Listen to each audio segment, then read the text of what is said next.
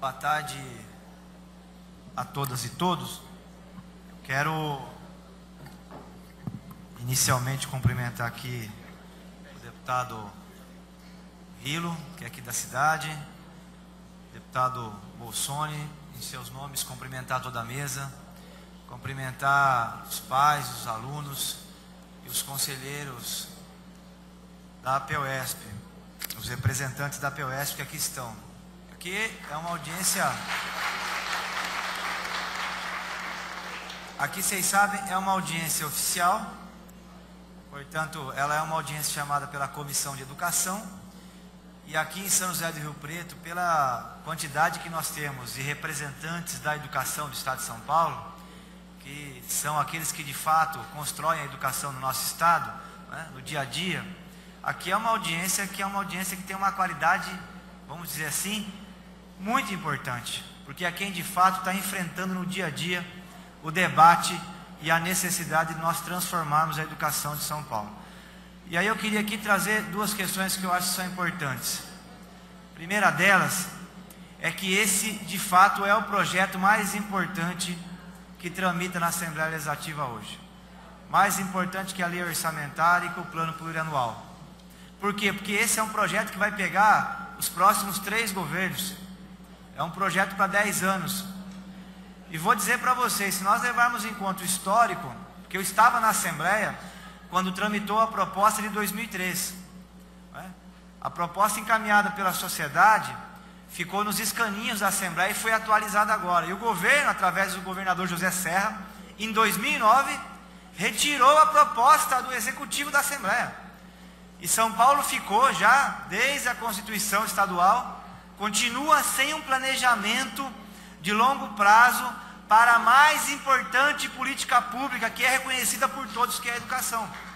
Então, na minha avaliação, o fato de nós não termos um planejamento de longo prazo explica muito da situação terrível pela qual passa a educação em São Paulo. Explica muito. Problema concreto. O governo fez um diagnóstico no seu projeto sobre a educação, mas não mandou para a Assembleia. O povo de São Paulo não tem acesso às informações importantes sobre o atual diagnóstico da situação da educação de São Paulo. E é importante que essas audiências tenham trazido isso à tona. Por exemplo, o estado mais rico da federação, que é o nosso, responsável por mais de 30% da economia do Brasil, ainda tem quase 1,5 milhão de analfabetos. Nós temos um déficit de creche, o defensor público está aqui, de 1.300.000 crianças. E a defensoria entra com a ação e a prefeitura é obrigada a matricular e as creches municipais ficam abarrotadas, quase que impossibilitando o processo pedagógico nessa tenridade que é tão importante. O governo do Estado de São Paulo não tem dotação orçamentária, não ajuda em nada nessa importante política que é a política de creche. E nós temos uma demanda reprimida imensa aqui em São Paulo.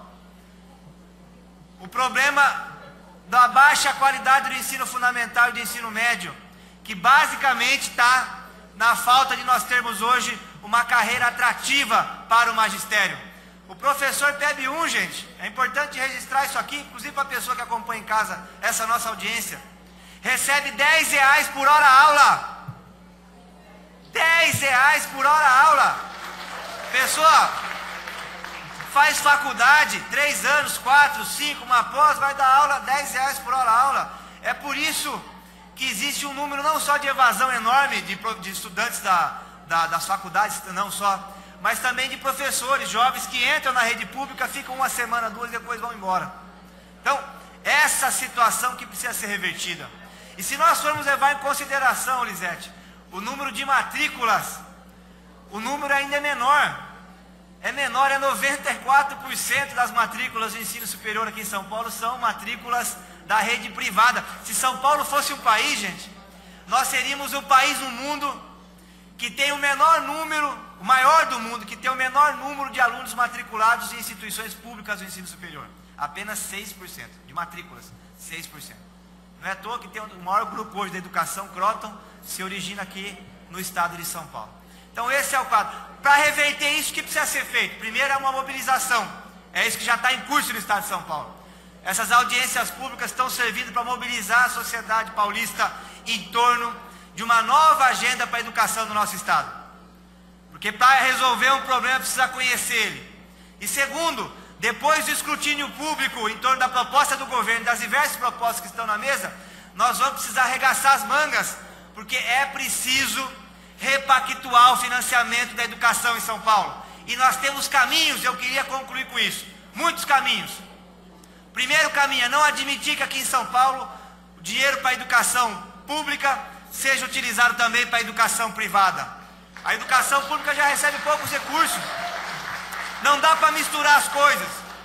A Constituição já tem lá a liberdade para o setor privado trabalhar em cima da educação e ganhar dinheiro com isso, mas poucos recursos que nós temos para a educação não dá para deixar para ir para o setor público. Nós sofremos uma derrota no Plano Nacional de Educação, quando na meta 20 abriu as porteiras para que a meta de 10% do PIB nacional para a educação pudesse ser incluída também o gasto com o setor privado, que é a transferência de dinheiro da União direto na veia do setor privado. Aqui em São Paulo nós não podemos admitir isso. Outra questão, o Brasil todos sabem que é campeão em concentração de renda. E é preciso diminuir essa concentração de renda. E uma das formas que se faz isso é a taxação. Um dos instrumentos para taxação é no momento da transmissão da herança, que é o ITCMD, Imposto de Transmissão de Causa-Mortes e Doações. Nos Estados Unidos esse imposto é de 29%. Na França chega a quase a 40%. Sabe quanto que é aqui em São Paulo, gente? 4%. 4%. Nós vamos encaminhar uma proposta na terça-feira para o secretário de Educação, porque dá para repactuar. A arrecadação com esse imposto esse ano, a previsão é de R$1,5 bilhão de reais. De R$1,5 bilhão. Aliás, muitas famílias ricas já prevendo uma mudança de TCMD, deputado Paulo Rio, estão começando já a antecipar a transmissão da herança para os seus filhos, com usufruto vitalícios aí, e colocar esse recurso inteiramente para a educação. Não admitir que ele vá para outra área. Dá para repactuar isso. Aliás, a Assembleia é um palco importante para que nós façamos esse debate. Quero convidar todos aqui que pressionem os deputados aqui da região. O segundo caminho que tem é o dinheiro do pré-sal. E o governo acabou de aprovar na Assembleia essa semana colocar o dinheiro do pré-sal na Previdência aqui em São Paulo. Isso contraria a legislação federal. Nós estamos com o jurídico analisando. Quero convidar a POS para participar dessa discussão, porque a lei federal diz 75% é para a educação, 25% para a saúde. O governo quer fazer o quê? Quer pôr o dinheiro do pré-sal dentro da Previdência e computar nos 30% da educação. Acabou de aprovar isso na Assembleia. Esse dinheiro do pré-sal é fruto do esforço imenso de engenheiros brasileiros. Teve um presidente que deu um tiro no peito para que a Petrobras não fosse entregue aos interesses internacionais, que é o caso do Getúlio Vargas, e a Petrobras está aí. Essa riqueza deve vir para a educação e não dentro dos 30%, que já está previsto na legislação, mas como valor adicional para a educação. Nós não podemos admitir que isso aconteça, e o projeto já foi aprovado essa semana. Só para ter uma ideia, previsão esse ano aqui, arrecadação com os royalties do pré-sal para São Paulo, 600 milhões de reais, e vai chegar até 2020, 2,5 bilhões é o orçamento da Unicamp. Dá para fazer mais uma universidade ou melhorar a carreira dos professores, enfim, se esse dinheiro for para a educação. Outro ponto que nós podemos alocar recursos para a educação é combater a sonegação. Está aí o sonegômetro, quem quiser é só entrar na internet. Quase 500 bilhões de reais no ano passado de sonegação fiscal. Os grandes empresários sonegam e sonegam muito. O Brasil é o segundo país em sonegação do mundo. Aqui em São Paulo nós perdemos no ano passado 160 bilhões de reais com sonegação. Todo dia no jornal tem máfia de fiscal, que em vez de fiscalizar a cobrança do ICMS, se vende para o lado de lá da banca e depois cai nos processos de investigação. E o governo tem como melhorar a fiscalização nessa área. É só investir mais na Polícia Civil, na Receita Estadual, na Fazenda Estadual, para poder melhorar. Então tem instrumentos para aumentar a arrecadação aqui em São Paulo. E por último, a necessária e tão antigo debate já da repactuação em torno da dívida pública. São Paulo vendeu todo o patrimônio estadual. A dívida pública em 97 era 35 bilhões. Aí o governo falou, olha, a dívida está muito alta, a gente precisa vender o patrimônio público para pagar a dívida. Aí vendeu o Banespa, vendeu a nossa Caixa, entregou as ferrovias, vendeu a Comgás, vendeu uma parte da CESP, vendemos um patrimônio imenso público. O governo arrecadou em torno de 40 bilhões. Muita gente fala, puxa vida, não, Raul, então sobrou aí um dinheiro até para fazer investimento. Muito pelo contrário. Nós estamos discutindo agora o orçamento na Assembleia, a dívida está em 248 bilhões de reais. Essa é a realidade.